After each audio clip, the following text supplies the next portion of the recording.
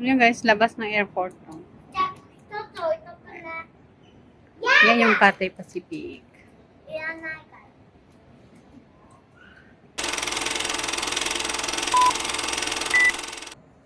Hello mga ka-dreamers! Welcome back to my vlog, everyone. For today's video guys, meron ako i-share sa inyo na isang good news. Okay? By the way nga pala guys, ulit ako ngayon sa NAIA Terminal 3 kasi nga guys, yung pa-flight ako pabalik ng Canada, so dadaan muna ako ng Hong Kong. So, habang naghihintay, ayun mag-share ako sa inyo ng isang good news para ho maalaman nyo na ang Hong Kong government ay nang-increase na naman po ng salary para sa mga domestic worker.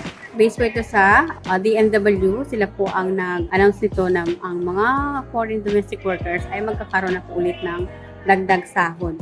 So, bali guys, bago ako umalis ng Hong Kong, ay nag-increase na po sila ng salary. Dating 4,630 Hong Kong dollars, ay nung bago ako umalis ay naging 4,730 Hong Kong dollars. In Philippine pesos, yung 4,730 Hong Kong dollars ay nasa 36,917. So, noong October 1, 2023. Nung unang dating ko doon, yung salary po nila ay na winibigay sa mga foreign domestic worker ay 4,630 Hong Kong dollars. So, mas malaki na yung tinaas nung 2023 guys. Kasi naging 36,970 na yung salary noong 2023. And then, ngayong 2024, effective January po, ay nag-increase na naman po sila ng salary. Ngayon ay 4,870 Hong Kong dollars or equivalent of 38,010.35 pesos. Yan na ang in-increase guys. Dating 4,730, ngayon ay 4,870 na. Nakapag-increase ng 1,000 mahigit increase ngayon ang mga foreign domestic worker na nagtatrabaho sa Hong Kong. Tapos hindi lang yan guys, meron din pong increase sa food allowance. Ang in-increase po sa food allowance ay nadagdagan din po ng 140 Hong Kong dollars. Ngayon ay aabot na siya ng 1,236 or equivalent of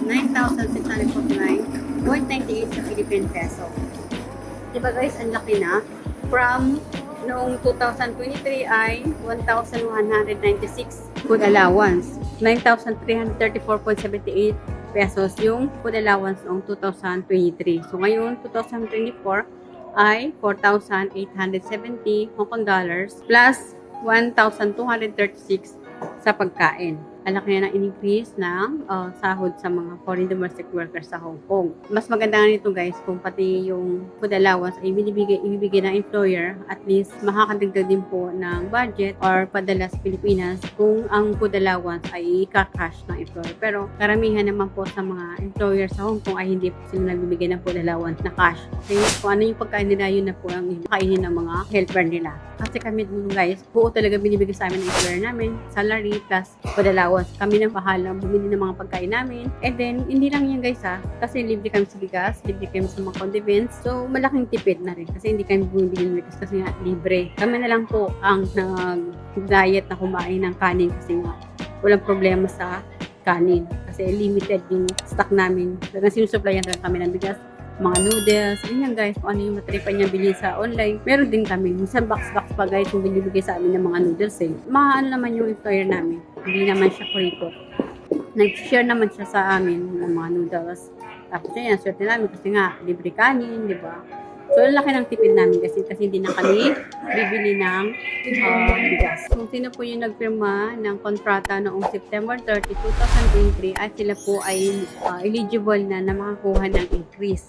Okay, effective po yan nung January 1 ay na po yung salary increase sa mga foreign domestic workers sa Hong Kong. Duriin mo guys na mula nung nag-umpisa ako doon sa Hong Kong ay nasa 32,000 plus pa lang yung yung salary. Depende pa yan sa dollars guys kasi dumating ako doon sa Hong Kong nag-6 yung palitan ng Hong Kong sa peso. Lumalabas lang yung guys na 32,000. So ngayon nung umalis ako nag-36,917 and then ngayon ay 38,000 pesos na guys. So, di ba ang laki na ng maano nyo? Alam nyo guys na mas malaki talaga yung bigayan sa Hong Kong kaysa sa ibang bansa. Kasi alam nyo guys, sa Dubai, wala pa sa 30,000. Alam ko, 25,000 lang po yung sahod ng mga domestic worker doon, mga domestic helper. Sa Malaysia, sa Taiwan, sa Macau, ay baba po ang sahod nila. Maganda talaga guys sa Hong Kong kasi malaki talaga yung increase ng salary nila. Every year, guys. Every year sila nag-increase. Pero nung nag-pandemic ay nag-stop sila ng increase. Ano din sila, guys. 3 years din sila hindi nag-increase. So,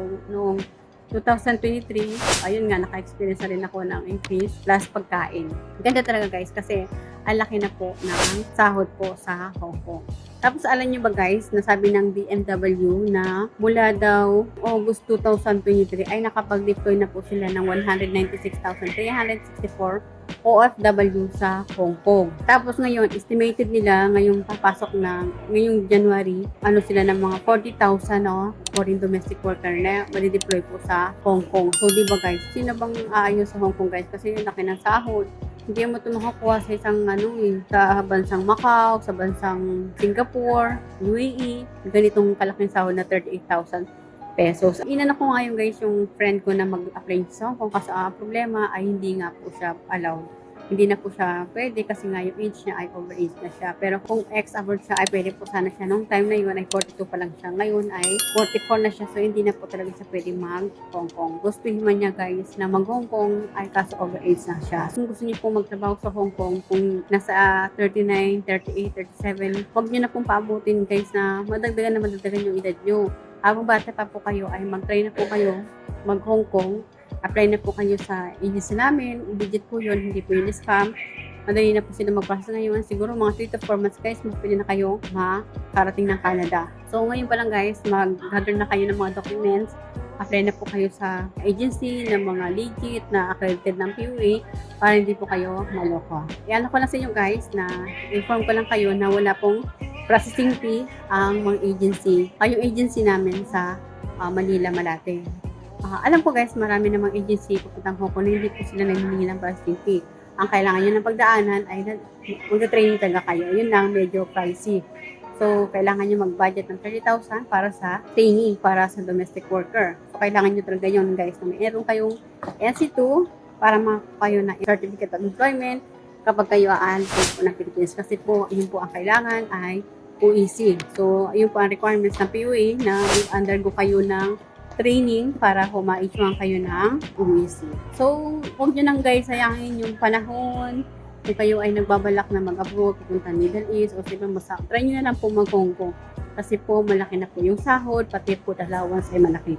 Yung food allowance nyo, plus sahod, ay malaki na talaga ang marireceive nyo. Malaki na rin yung mapadali sa Pilipinas kapag na-combine yung salary nyo sa food allowance. Mura na naman ang pagkain, so makakatipid kayo sa pagkain sa Hong Kong. So yun lang guys, share ko lang sa inyo yung good news na ang Hong Kong government ay nag-increase na po ulit ng salary para sa mga foreign domestic helper na nagtatrabaho o magtatrabaho sa Hong Kong. So guys, if you find my video helpful, please subscribe naman po and do like and share na rin po. Kung nagustuhan niyo po yung mga video ko at nakakatulong po sa inyo, please pakiclick naman po yung notification para ma-notify po kayo sa mga bago kong video. So yun lang guys, thank you for watching. Good luck po!